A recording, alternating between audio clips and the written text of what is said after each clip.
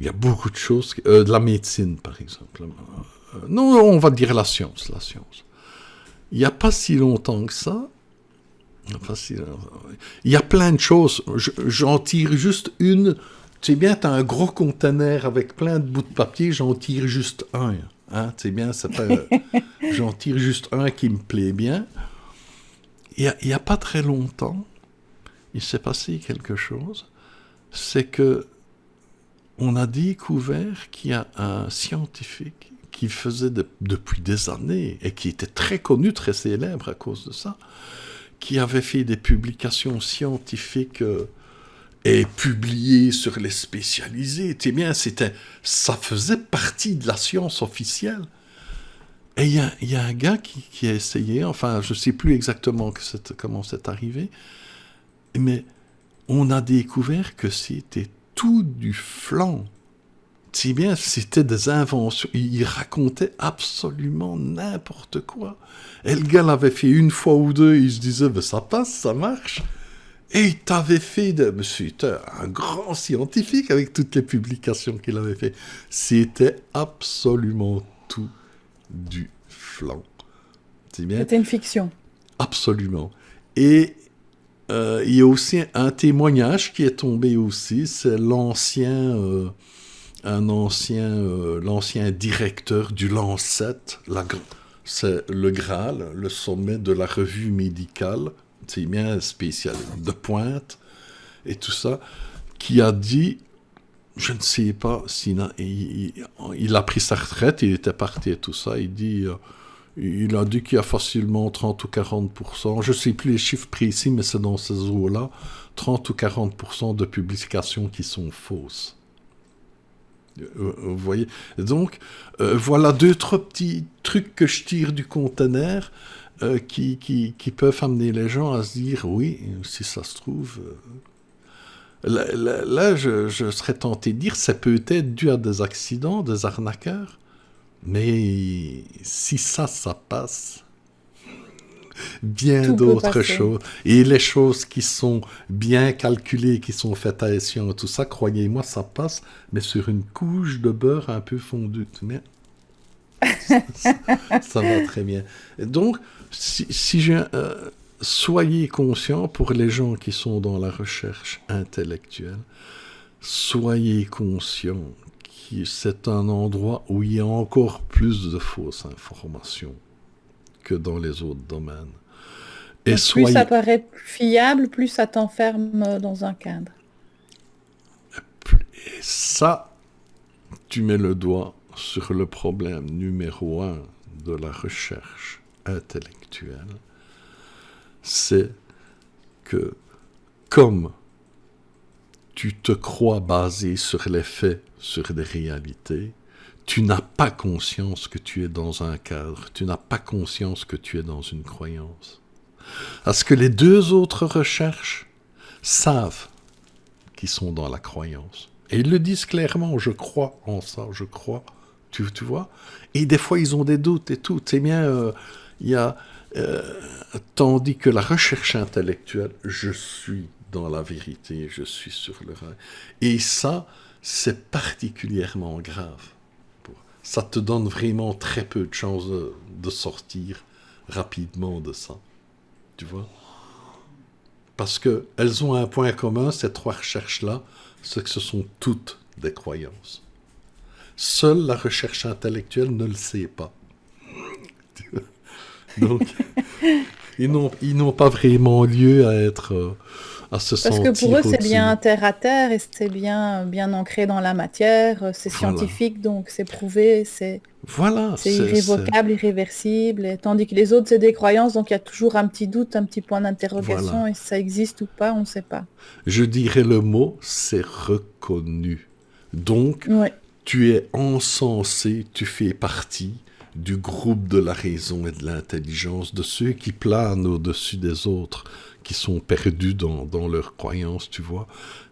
Mais très peu ont conscience qu'il existe 2 sciences qui, dans tout ce qui est histoire, géographie, médecine, tout ce qui est intellectualisé, il y a Enfin, en fait, dans tout, il y a 2 versions. Il y a une version destinée au peuple pour l'enfermer, pour l'encadrer, et une version pour l'élite. Très peu de gens ont conscience de ça. La vraie science... C'est très difficile de sortir des règles imposées. Le cadre impose des règles. Autrement dit, c'est très difficile d'avoir confiance en soi. C'est ça le truc. Si tu as confiance en toi, tu sors de tout assez facilement. Mais, comme tu dis, le cadre a ses règles. On ne te permet pas de douter. Tu vois ? Et d'ailleurs, ils font très souvent des exemples.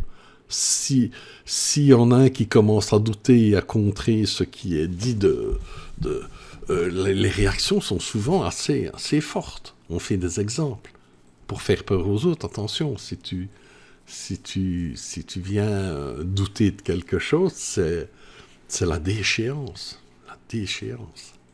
L'avenir. Et un bon chercheur intellectuel, il va carrément se faire Monsieur Smith dans Matrix. Il va prendre parti pour les gardiens du cadre et finalement faire partie. Ça devient de Monsieur Smith. Donc, c'est le gros piège. C'est la recherche intellectuelle, c'est la sanctification par les élites.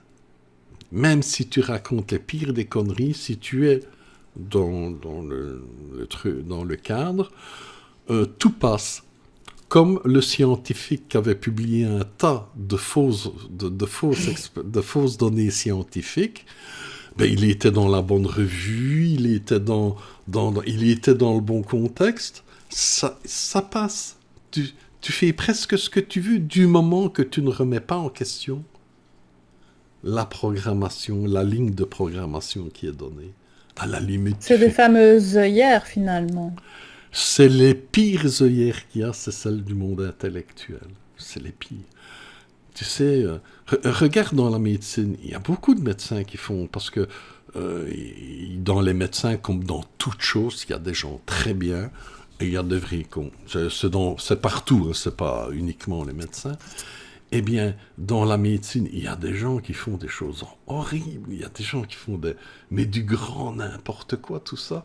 Eh bien, pour attaquer ces gens-là, ils sont protégés par le système. Parce qu'ils n'ont aucun doute. Ils n'ont aucun doute, ils sont dans la certitude de ce qu'ils font, que ce qu'ils font est juste. Non, il y a des vrais cons qui font n'importe quoi pour du pognon, ils vont faire des opérations, ils vont faire des trucs, ils vont massacrer des gens. Et vous allez remarquer que tant que tu ne contredis pas la ligne du parti, on disait pour les Russes, tant que tu fais un peu ce que tu veux. Mais par contre, si un médecin remet en question quelque chose qui est dit dans la ligne, la réaction... Mais il est rayé de l'ordre des médecins. C'est d'une violence, tu vois.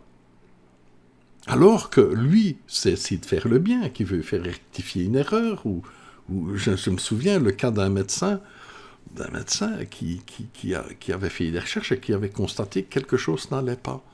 Et tout fièrement, il va avec ses dossiers à l'ordre des médecins, tout ça, enfin, chez les boss de sa spécialité, et il a été menacé. Tu viens, on l'a même menacé qu'il fallait qu'il se taise et qu'il ne dise rien. Le gars ne comprenait plus rien. Il dit, mais tu viens, et il croyait qu'il allait avoir les honneurs parce qu'il avait trouvé une faille, il y avait quelque chose qui n'allait pas. Tu sais bien, il était tout content, quoi. Il venait apporter sa pierre à l'édifice et il s'est fait descendre. Tu vois? Et c'est parce qu'il avait mis le doigt sur quelque chose qui est voulu, qui est contrôlé et qui est dirigé dans un but bien précis. Et ça, on ne touche pas. À partir du moment où tu te rends compte que même la science, c'est plus tout à fait la vérité, est-ce que tu fais pas une forme de rejet et que tu te dis, mais non, moi, j'ai pas fait des études, j'ai pas fait toutes ces recherches pour rien, et tu finis par te dire, c'est pas possible qu'il y ait autre chose, et tu fais une forme de rejet à cette vérité qui vient de l'intérieur? Oui, en fait, tout ça, c'est bien ficelé. parce qu'on a inculqué aux gens le manque de confiance en eux. On leur a proposé, par rapport à ça, de faire partie d'une élite qui va les glorifier. C'est bien, on va t'apporter un avenir financier, une reconnaissance. Certains vont marcher à l'orgueil, les autres au confort, à l'argent. Enfin, tu vois, c'est tout un système que tu es pris dedans. Et puis, il y a un moment, tu vas constater que ça ne tourne pas vraiment rond leur information. Tu dis, alors tu dois faire un choix. Tu te retrouves, entre guillemets, façon de parler, à la rue, ou tu collabores, tu vois. Et donc, on en arrive, par peur du rejet de l'élite, par peur de se séparer de cette élite, qu'on commence à faire comme l'élite fait. Non seulement on prône ce qu'on vous dit de prôner, mais en plus vous commencez... On a peur de sortir de sa sécurité. Voilà, la sécurité. Exactement. Et vous commencez vous-même à vous étouffer en ignorant les faits qui sont là et qui sont en contradiction avec la voix officielle. Parce qu'on peut parler comme ça, c'est la ligne du parti, c'est la voix officielle, c'est la voix des gardiens du cadre, et vous n'avez pas intérêt à aller contre. Et donc beaucoup commencent à rejeter les choses évidentes parce qu'elles ne rentrent pas dans le cadre. Et d'une certaine façon, ils deviennent des prisonniers consentants. Ils se disent, bon, je suis en prison, mais au moins il fait chaud et j'ai à manger. Tu vois, on revient au système carcéral. Mais c'est très bien, c'est très élaboré. Hein.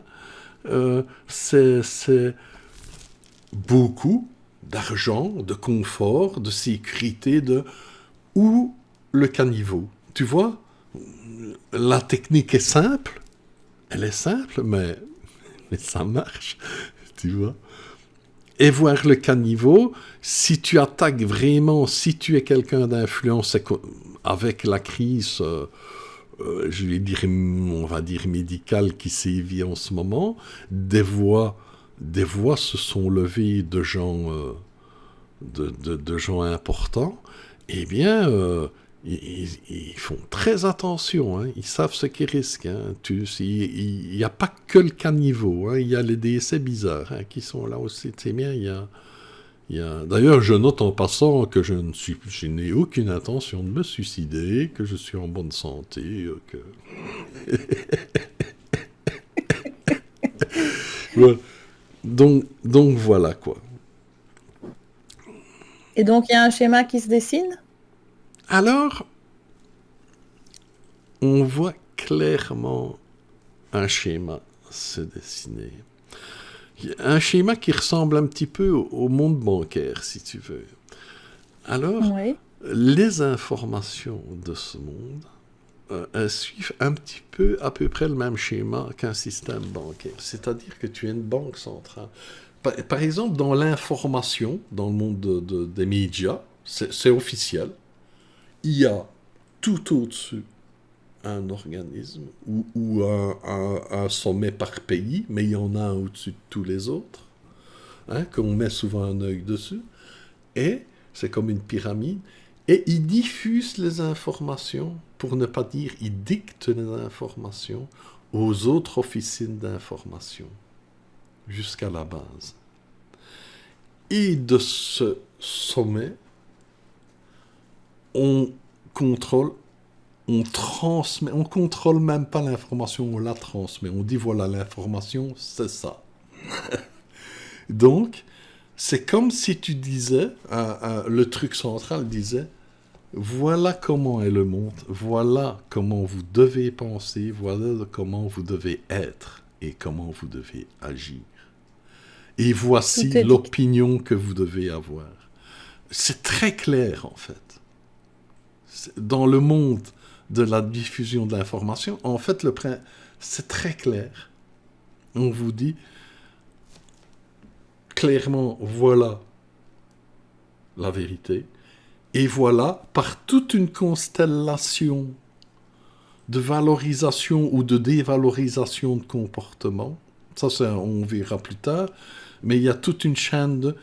Donc, voilà l'information. Voilà comment c'est. Puis, il y a toute une chaîne de petites informations, mais très bien déguisées, qui vous dit ça, c'est bien d'agir comme ça, c'est pas bien d'agir comme ça. C'est bien de penser comme ça, c'est mal de penser comme ça. Et en fin de compte, c'est carrément un organisme central qui dit voilà ce que tu vas penser et voilà comment tu vas agir.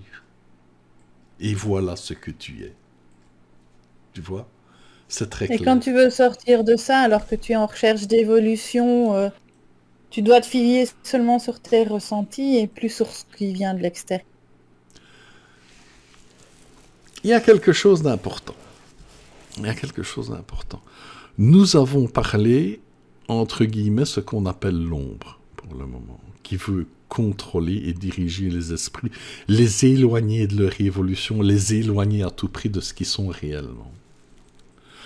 Mais heureusement, ça, on en parlera plus tard, peut-être, je ne sais pas, je n'ai pas prévu, mais heureusement, il y a le monde de la lumière qui est là, et qui, elle, peut te donner toutes les informations que tu as besoin, absolument tout ce que tu as besoin pour évoluer.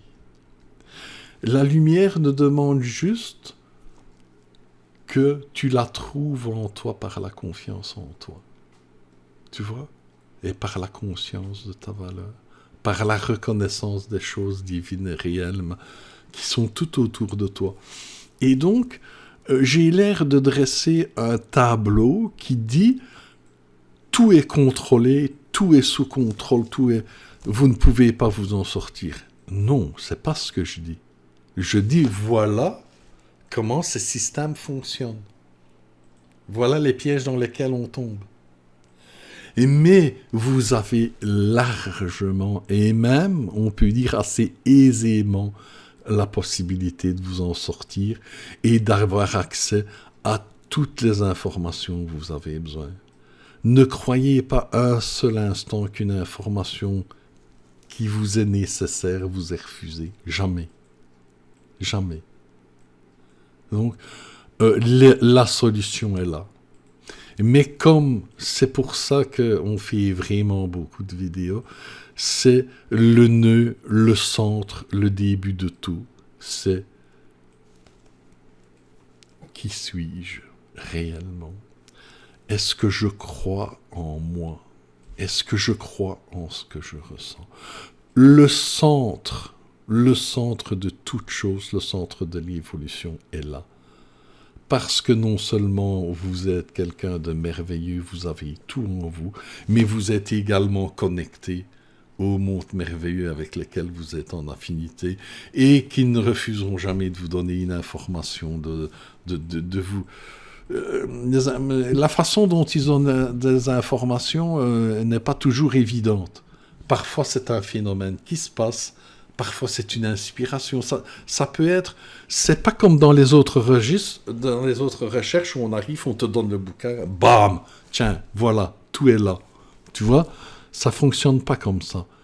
Et tu reçois selon tes besoins réels, pas selon tes envies. Du moment, ouais. Oui, selon ce qui est nécessaire que tu vives. Tu vois ? C'est ça qui est souvent un peu perturbant dans ceux qui sont en recherche spirituelle, c'est qu'ils ont l'impression de ne pas recevoir. Mais non, tu reçois ce qu'il faut là où il faut. Et il faut essayer des fois de renoncer à ce qu'on voudrait avoir pour pouvoir voir ce qu'on reçoit réellement. Tu vois ? Ça, c'est un petit peu... la recherche, la vraie recherche, qui est souvent nommée la voie royale, est très difficile parce que elle est subtile, mais elle est bien présente. Commencez d'abord par vous faire confiance. Et vous ferez des conneries, mais bien sûr, comme tout le monde, mais là, vous avancez. Tu vois ? Bon, on a le droit de se tromper, on est même là pour ça, j'ai envie de dire. Mais on est là pour se tromper. On est là pour dire « Ah, c'est pas ça. Ah oui, ben oui, c'est là. » Mais oui, mais c'est normal. Si tu ne te trompes pas, tu ne vis pas. Il y a que les morts pris dans la glace depuis 2000 ans qui ne se trompent pas et qui ne font pas d'erreur. Il n'y a que ceux qui n'évoluent pas qui ne font pas d'erreur. S'ils font l'erreur de ne pas évoluer. Les chemins de traverse font partie du chemin. Mais absolument. Absolument. N'ayons pas peur de tout ça. Vivons. On nous a inculqué la peur de se tromper. Ah, mon Dieu, je me suis trompé, j'ai fait une erreur. Je suis un être abject. Il faut jeter tout ça. Il faut jeter tout ça à la poubelle. Non, j'ai expérimenté... Encore une fois, le travail des gardiens du cadre, tout ça. Voilà, ça fait partie du monde des gardiens du cadre. Tu sais bien, tu dis, oh, j'ai mis mes 2 doigts dans la prise, tout. J'ai pas fait une erreur. Quelle belle coiffure. Oui. Je sais ce que c'est maintenant. Ah, c'est ça prendre un coup d'électricité. J'ai appris un truc. J'ai pas fait une erreur, j'ai appris un truc. Tu vois? Je sais. Je l'ai vécu. Alors faites des erreurs. Je vais dire. Okay. Vous avez pleuré pour venir vous incarner pour faire des erreurs. Maintenant que vous y êtes, vous ne voulez plus en faire. Il faut savoir ce que vous voulez.